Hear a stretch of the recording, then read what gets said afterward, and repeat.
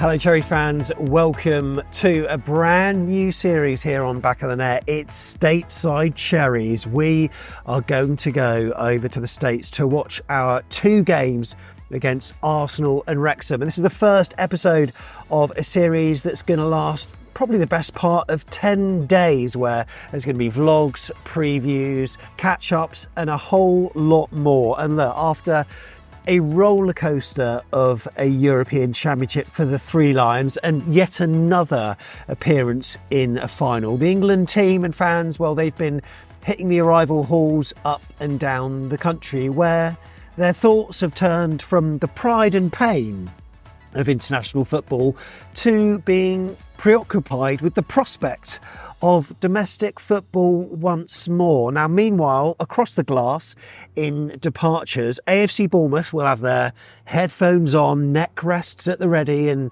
take a break puzzle books in hand. Maybe not these days.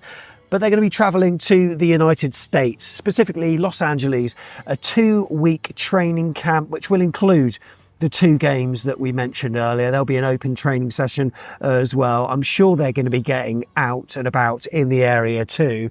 So we need to talk about it. And to do that, there's only one person to chat with. And one person available.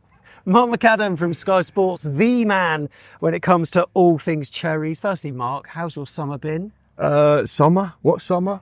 We've had no sun, and we've had no time without some sort of football. Yeah. So, to be honest, the summer's not really existed. I think I had about a week off at the beginning of June, but that was not really a week. It was just, cleaning the house and doing boring stuff before transfer window opened on the 14th. The Euros started on the 14th. And then, before you know it, the lads are back for pre-season and you're sort of just gearing up towards a new campaign. The Euros is over now, so suddenly everyone starts getting excited about the new season. So, no breaks for me. We can't not talk about the Euros. What was your assessment on England? Obviously, it was great to reach a final. Gareth Southgate, got us to the late stages yet again. However, it was defeat against the Spanish. What did you think? I think, do you know what? It's so hard to find the right emotions, because you could literally make a case for either or and no one could really disagree with you, because factually, what he has achieved is incredible. Getting to another final, back-to-back finals, the first time an English manager has got to a final outside of England. It's never been done before. He's taken us to places we didn't think we could probably ever really get to. And I think one of the problems was he's created a belief within the nation that actually we can compete with the big boys, we can win tournaments, we can get to the latter stages, not just get knocked out in the quarterfinals and think, oh, never mind, next year or the year after we'll go again. So I think the biggest disappointment overall was the fact we didn't really play like we know those players can play. And straight away people say, well, if Phil Foden's playing like that for Man City, why is he not playing like that for England? It's got to be Gareth Southgate's fault. And it's not as simple as that. You look at Chelsea, spent £1 billion on some of the best young, talented players in the world, chuck them all together under a manager in Pochettino who's been there, done it, got the T-shirt, all but, won the trophies, apart from his little spell in PSG. He couldn't get them going. It takes time to gel, and in international football, you get the players tired for a couple of weeks before you have to be at your best to compete in a major tournament. So, ultimately, I'm immensely proud of what we've done. I was at the game at Wembley in 2021, and I had real live heartbreak from the penalty shootout. And I remember it really affected me for a number of days. I was really low. So I think I was almost prepared for something else. On this, I was prepared for the same thing this time around. Obviously, Spain, quality side, did really well throughout the tournament. First team to win 7 out of 7 at a major tournament since Brazil in 2002. They scored 15 goals, more than any side's ever scored in the Euros. The stats, the metrics, the numbers, they tell you that they were the best side. You got Williams one side, Yamal another side, you got experience. Everything about it was like they were set up perfectly, So I think the game pretty much went as we'd expect. Lack of the ball, didn't create many chances. We needed big moments from Jude and Phil and Bukayo. We didn't get any of those. Harry Kane perhaps not fully fit. That was obviously a big factor. So, I think I'd be proud of what they've done. Feel like there could have been a little bit more. But ultimately, it's football, it's just, it is what it is. I just feel almost relieved that it's over. I don't know why, but I just feel the relief. I feel as though there were some really big moments, and in tournament football, as I just said off air, you get these short-term, buzzes. For instance, the first performance was pretty woeful, I thought, but we won the game, so everyone's obviously we're buzzing because of that. And then we played Denmark, and it was a bit of a drab draw. Yet we now have qualified because we got that point. Then in the final game, the third game, Slovenia, I think we didn't win. It was a terrible game, and then we topped the group. So we've got 3 highs out of 3 bog standard performances, and then you've got the last minute overhead kick, which maybe masks what was a poorish performance. Yeah. Switzerland, I felt as though we didn't maybe need to go to penalties for. And, the one thing I would say was the first 45 against the Dutch, I thought was brilliant, and it was actually enjoyable to watch. Yeah. But then we sat back a little bit. But, ultimately, Ollie Watkins does what Ollie Watkins does. So, impact sub, yeah. So, I'm pleased to be a finalist yet again, but I just wish there was someone to get us over that line. I mean, personally, I'd like Eddie. I don't think he'll leave Newcastle for a while. Maybe, who knows? But, at least we can talk about domestic football, though. Hey, yes. And as a result of the Euros finishing, there are a number of transfer rumours starting to fly about. Some of which include Bournemouth. We know that Daniel Jebison is coming from Sheffield United. Kiefer Moore looks likely to be going the other way. Yeah. Also, Joe Rothwell out on loan to Championship Leeds, but nothing in terms of the big hitters. Yeah. Like Dom Solanke. Yeah. I like it because it's quiet, but do you think there could be any murmurings over the next few weeks or so? Because I hope not. What about specifically Dom Solanke? Well, like any of the big hitters for Bournemouth that maybe have captured the eye a little bit last season. Yeah, I think, ultimately Bournemouth are in a really good financial position thanks to the investment from Bill Foley. So there's never really ever been a necessity to sell players. Obviously, the year they came down, they got relegated after 5 seasons in the Premier League. They had to be conscious and careful and sensible because your income goes from 150 million to, whatever it is, 80 million. So, you have to bridge that gap like all sides do. But I think they're aware that there's a good squad there. There's talented players there. And I don't think the money that it would require to get the likes of Dom Solanke out of the club or Ilya Zabani is really there.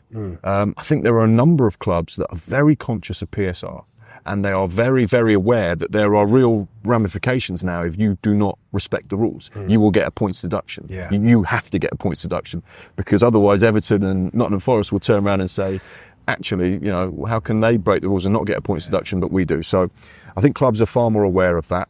Obviously, the costs have gone up substantially. Transfer fees have gone up. Wages have gone up. Agents' fees have gone up.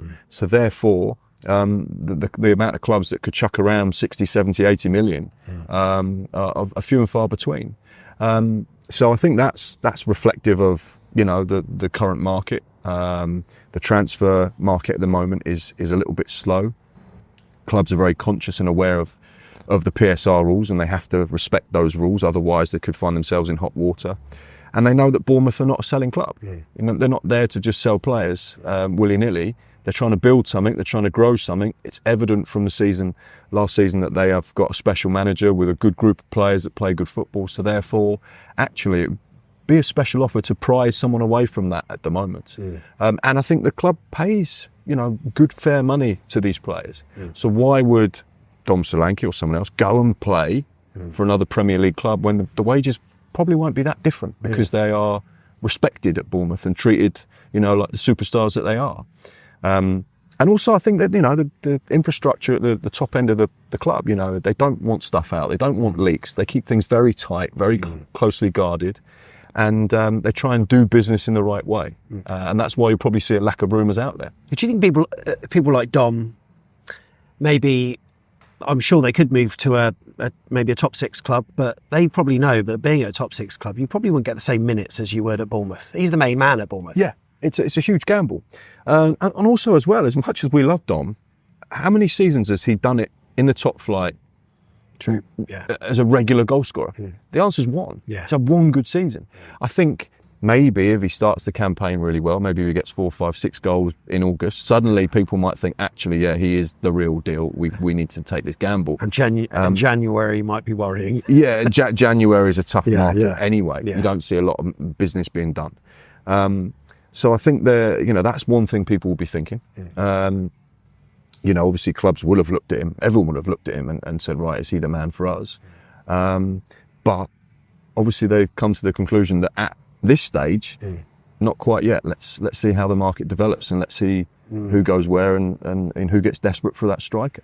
There are certain positions that I think fans are hoping that we strengthen in. One of them is Lloyd Kelly's position, left back. And I think he's a player, and I said this on a Newcastle fan channel the other day, he's one of these players where you don't know what you've got till it's gone. And I think that Bournemouth fans appreciated him. I think sometimes we maybe gave him a little bit of a hard time. He had a few shaky moments, but I think we knew the levels that he could be at. Yeah. And when he was slightly below them, we got frustrated with that.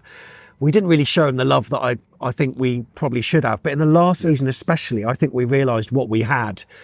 And when the clock was running down, it was almost like, oh, you know what? I wish he had signed now, but he's gone. Is left back a position that we might be looking to recruit? We're talking maybe about goalkeepers as well. Fans are talking about Aaron Ramsdale. Are there any specific areas do you think we'll be looking at? I think the important thing to remember, I think, with regards to Bournemouth, is that in the 3 windows that Bill Foley has been the owner of the club, he's spent around £200 million. Now, Bournemouth fans need to remember and understand that Bournemouth can't go and spend £100 million in every transfer window because they don't have that type of money. There's PSR rules, and they have to be sensible and sustainable. And we know all about clubs that go reckless with their spending, and then the fans have to pick up the pieces. So I think that's obviously a conscious situation that the club are in. They're trying to run things properly. When he came into the football club, we know that Maxim didn't spend a vast amount of money. So the squad needed to be built. It needed to be developed. There needed to be strength in depth. And he backed the manager and gave them funds to do so.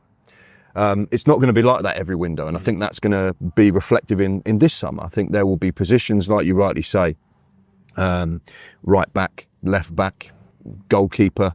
And then everything else is quite solid. There's a lot of strength in depth. You'd obviously say now Keitha's left. You've got Daniel Jebison that's come in. So potentially he could be a first team player, but played 1 game last season. So I would be thinking the mindset would be he needs games. Now, whether that's a 6-month loan or a year-long loan, we'll have to wait and see. But I would have thought, unless he starts pre-season in blistering form, they would want him to get some game time. So you'd probably look at maybe a striker. Of obviously a number of players we've got can play in that 9 role as well as playing out wide. But I think there's a good level of strength in depth. I think there's good players that can play in different positions. But certainly left back, left centre back, right back, goalkeeper. I think they would be the obvious targets for the club at this stage. Max Aarons was rumoured, whether it transpired or not, I don't know. But Southampton looked as though they were sniffing around. Yeah. But it seems to have been knocked on the head by the club by the looks of it. Do you think there'll be any more interest from the Saints? Southampton, it's funny because I hear different things about Southampton.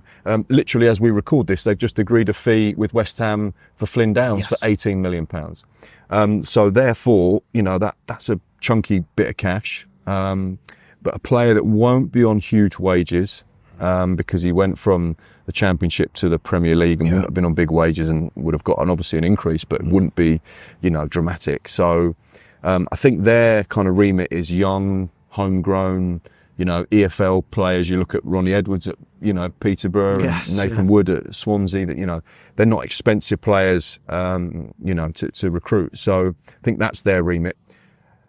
Max Aarons was obviously a player that they were interested in. I've got to be honest, I don't think the offer was, it was almost, I want to say embarrassing offer, but, it just wasn't a fair, reflective offer. This is a kid who's 23, 24, 24, 3-4 years left on his contract, played over 100 games in the Premier League, was linked with Barcelona, played England under 21s, just signed for the club for 7.5, 8 million quid. So why would you think that you're going to get him for less than that? Right. It just didn't make sense. It was an offer that was like, it felt for me from the outside, it was an offer to say, look, we're trying to get you, But actually what it said was, we don't want you that much. Yeah, okay. You know, Interesting. I know there are other clubs that are interested in him. Yeah. In Europe, he's got a great reputation. Yeah, everything about his trajectory from being a young 18-year-old to get into that Norwich first team. But how can he get in the Bournemouth team when Adam Smith, I swear, he'll play for Bournemouth until he's 60? Do you know what? He'd take that. What a season he had last season, by the way. Yeah, he's brilliant. You know what you're going to get. He's honest. He'll give everything. Loves the club. Very settled here. And you can't ask for any more than that. Mm-hmm. Just someone that just gives you all they've got. And that's what he did. And hopefully if he stays injury free, he can have another really good year. He's someone that's settled here. Obviously Lewis Cook as well. Yeah. And the news of his contract extension, music to Cherries fans' ears, Antoine Semenyo as well. What does that say about players feeling at home at Bournemouth? They obviously do, and they like the project. Yeah, it shows you everything you'd want it to show. You know, these are the players that were probably our best two players last season. Lewis Cook, Antoine Semenyo.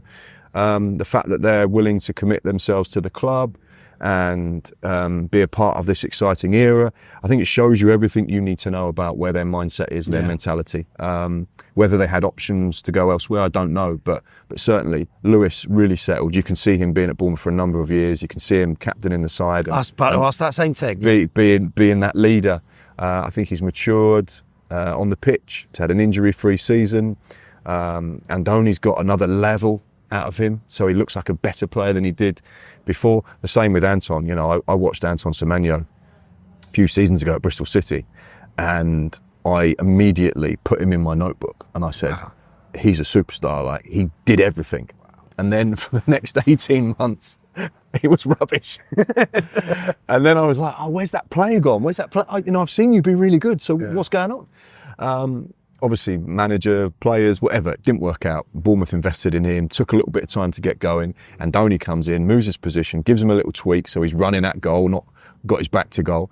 And suddenly he looks like, you know, there is not one fullback in the Premier League that will say, oh, I don't mind playing against him. Yeah, everyone will fear him because he's strong, he's powerful, he's great at running with the ball, he can cause you problems, his work rate, his energy, everything about him. I think if I was a left back and I was facing Antoine Semenyo, you don't know whether he's going to hit it with his right or coming on his left. Yeah. The fact that he can hit it with either foot, which means you're bamboozled. You don't know which way to go. I remember that 4-3 goal against Luton where he was bearing down on goal. Like, you know, which side would he go? Yeah. He went on his left foot. No, right foot. It was the previous one on his left. Yeah. That's how unpredictable he is. And that's one of his strengths, isn't it? Yeah, absolutely. And I've really enjoyed watching him develop. And I like so many players at the club.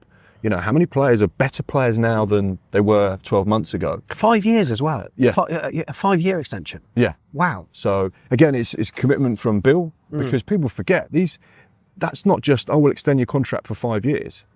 Just say, for round figures, he's on 50 grand a week or whatever. I've got no idea what he's on, but just say 50 grand a week.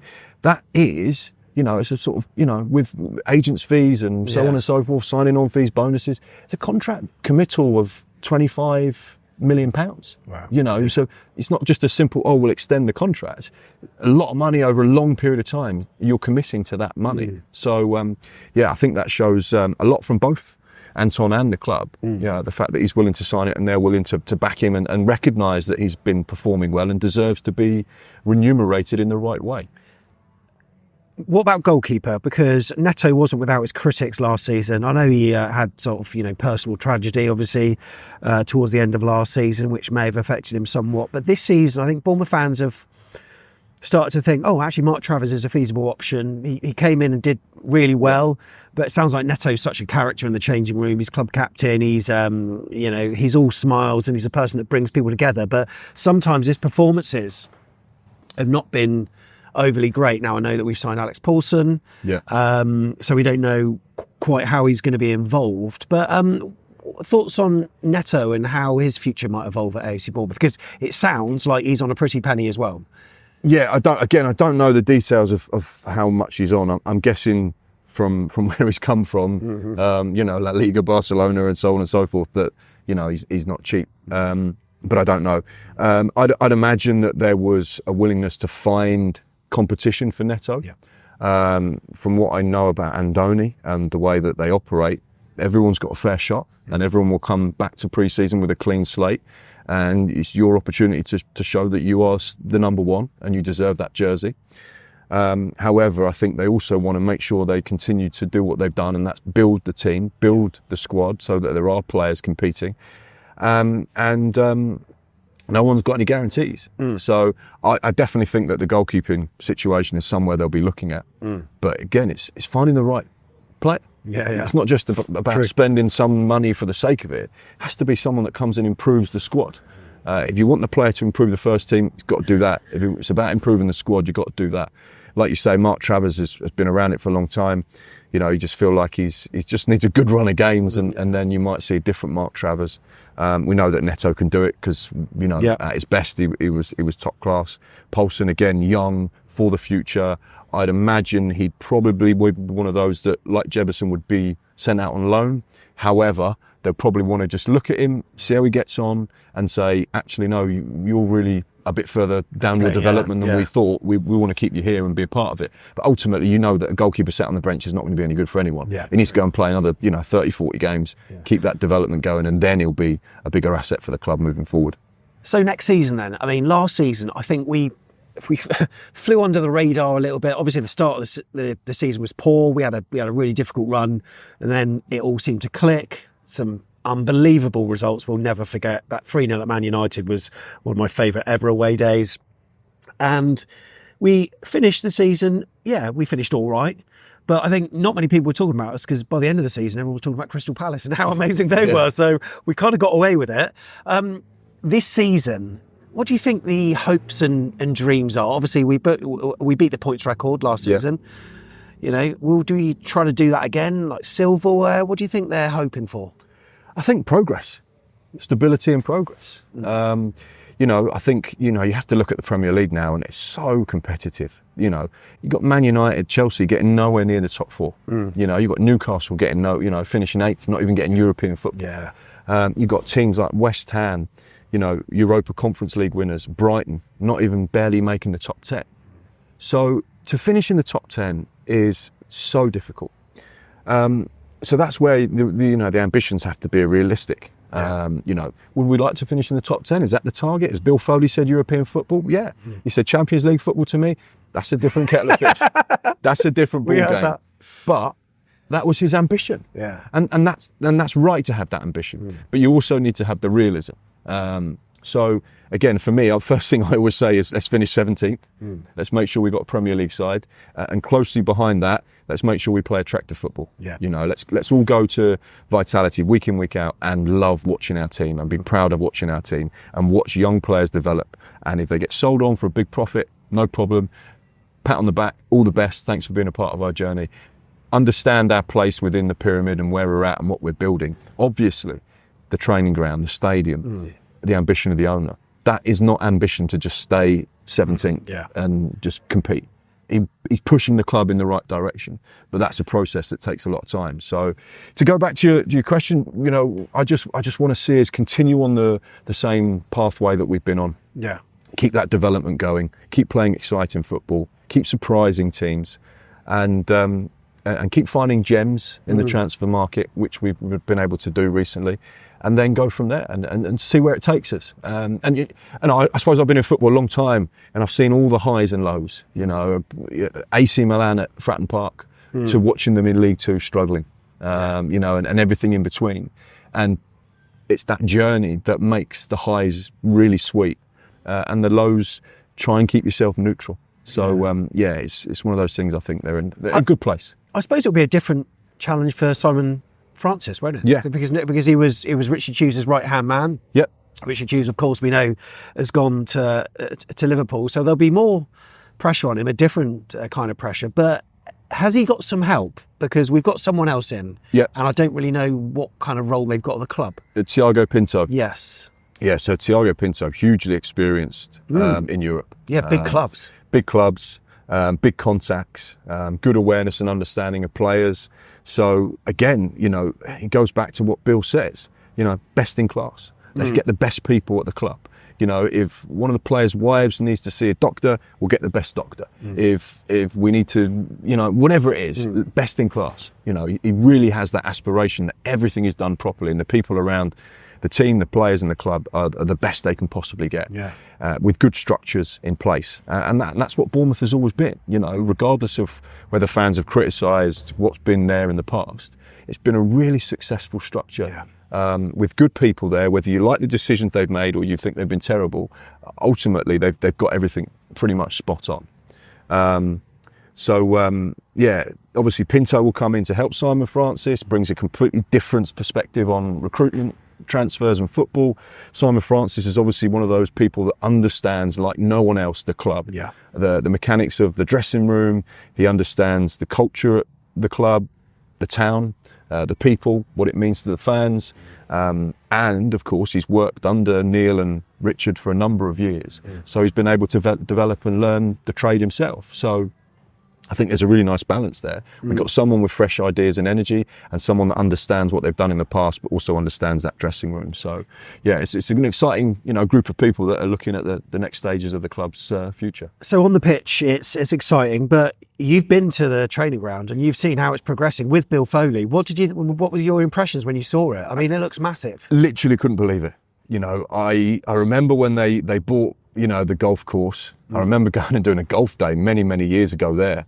And there was this rundown, you know, clubhouse and, you know, golf course is scenic. It looks nice anyway.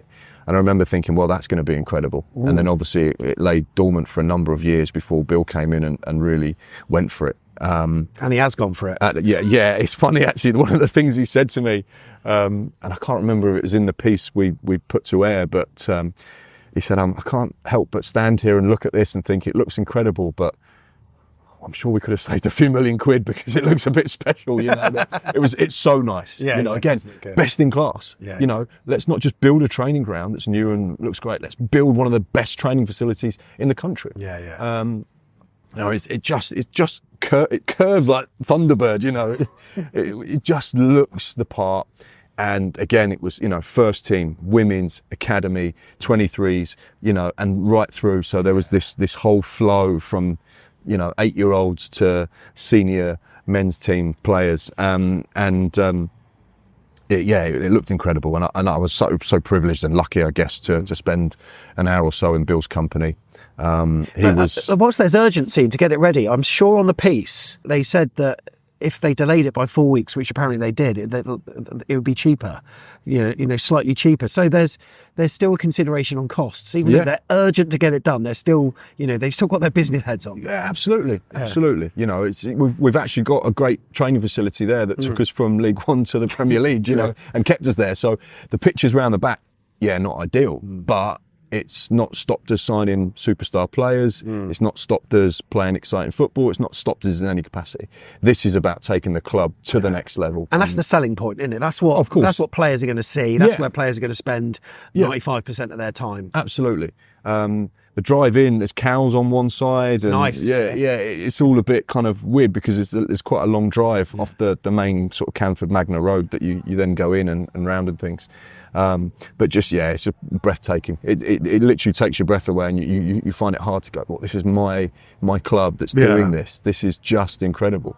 And obviously I know a lot of the academies players are there using it at the minute. I think there was a staff game on the indoor pitch as well a few weeks ago. So facilities are all there. It's all starting to come together, and it won't be long before we are there and it's home and it's ready to go. And again, it's about, like you say, you show players that. It shows that there's a project. It shows that there's an infrastructure. It shows that the club cares about you and your development and your medical facilities and everything is best in class. And I've got to say, I love Bill. Genuinely, that's not me just saying that as a PR thing. I've been lucky enough to speak to him 4 or 5 times now on camera. I've been lucky enough to spend time with him off camera as well, which is always very revealing.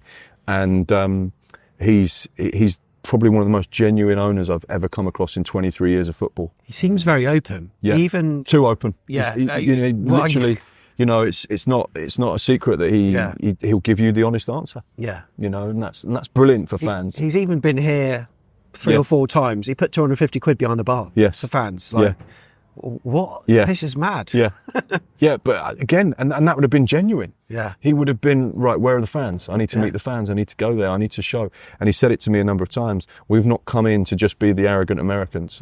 We've come in here to show that we understand the values of this club and help together go on a new journey. And our money can take us to different places, but also the importance of what the fans do, how they interact with the club, what's important to them, and not losing that relationship is key for him. And that's something he's always said to me, that the fans are everything.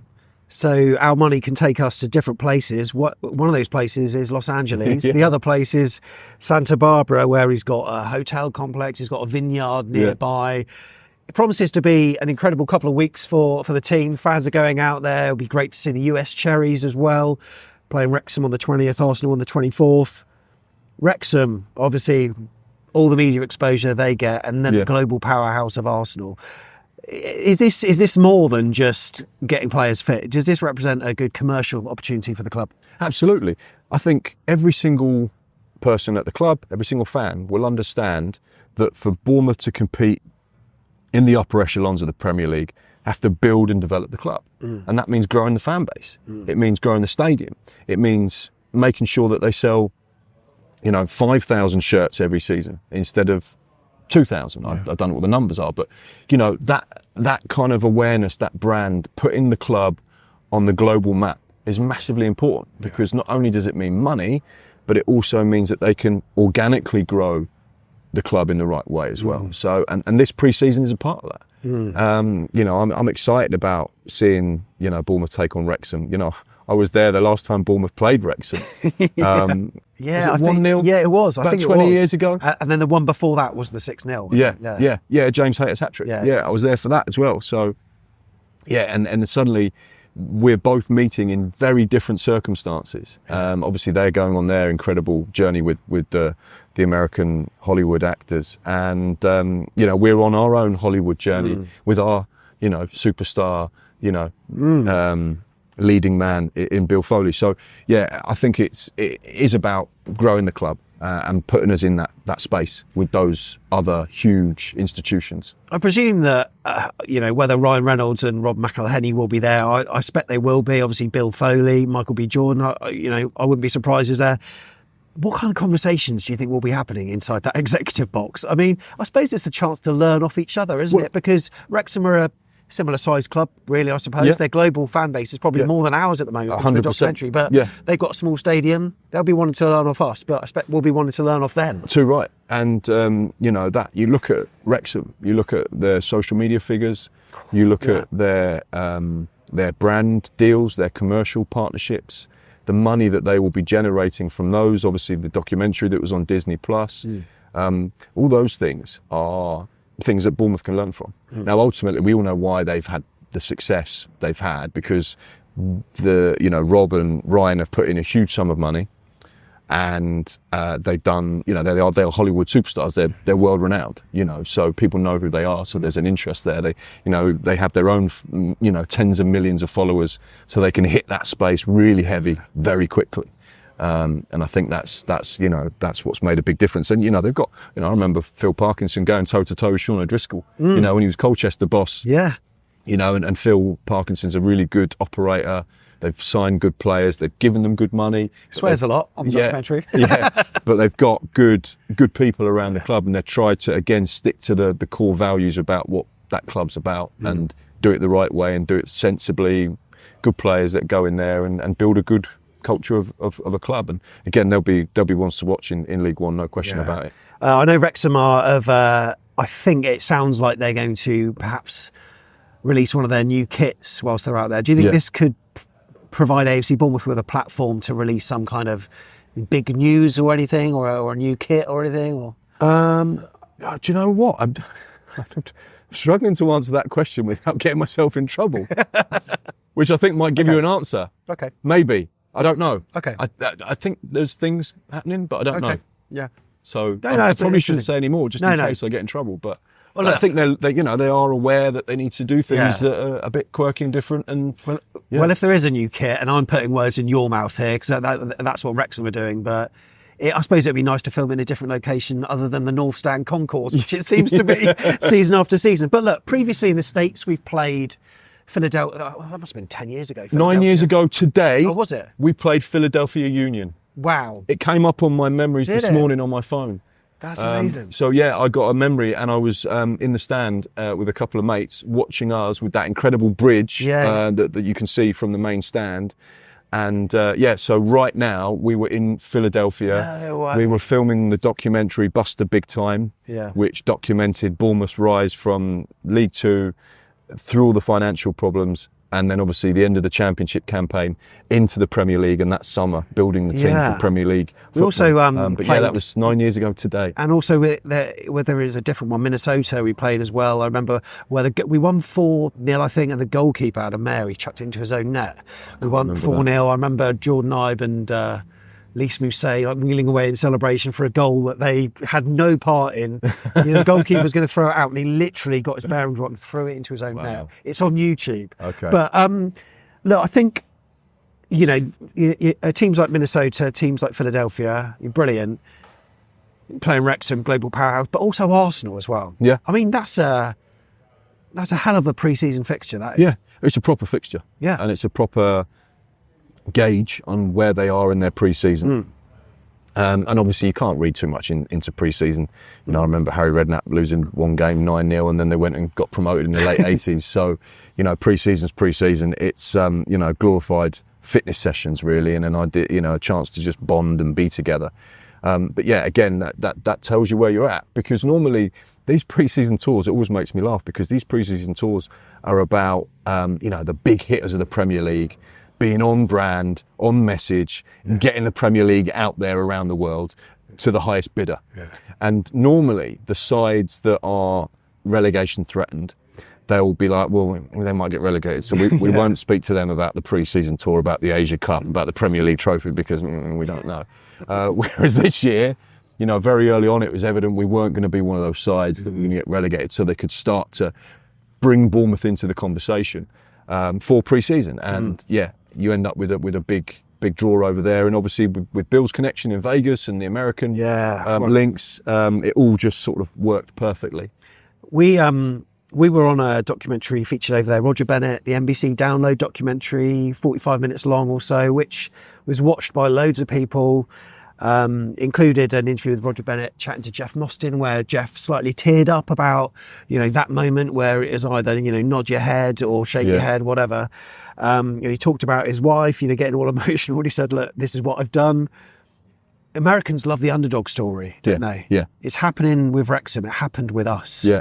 And we must have got loads of sort of new fans. Do you think the club can almost play on this story to make sure that we get more fans through the door? Because they love all that. Yeah, to an extent, maybe in America. I think, do you know what? It's funny, because that's, in a weird way, and I always look upon it as sort of two sets of Bournemouth fans.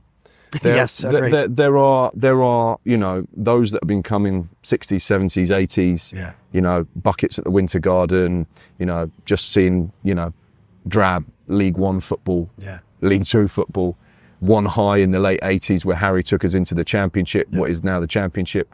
And then it was just always about survival. Always about survival, just do what we can. And then obviously those people that understand all of that journey. And then people, whether they're because of their age or because of the success of the club, they're now a part of this new generation, this new era, sort of 2012 onwards, I guess, 2013 onwards, where the club were playing exciting football under Eddie Howe, got promoted to the Premier League, stayed there for a number of years, went down, come back. So you've got almost sort of two very different sets of fan bases. Yeah. And one will not quite get the other, and one won't quite get the other, because you don't know any different. It's like England fans now, they just, if you're of a certain age, you just think, well, England are great. They get to the final, they get to the semis, they're fantastic. Yeah. Whereas the majority of England fans know that actually this is just a bit of an anomaly in the bigger picture of things. And it's the same for Bournemouth.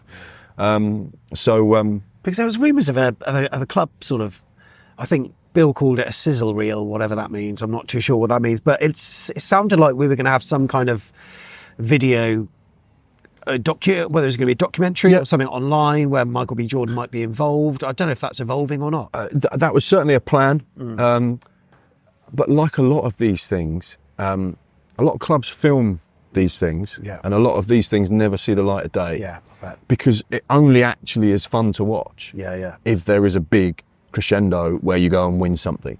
Yeah. And you know, like the Liverpool, you know, final year of Jurgen Klopp. You know. I bet there must have been something going on. Yeah, must have been. But yeah, there was. Yeah. But why have we not seen any of it? Yeah. Because it ended with a bit damp, a bit wet, and it all went to.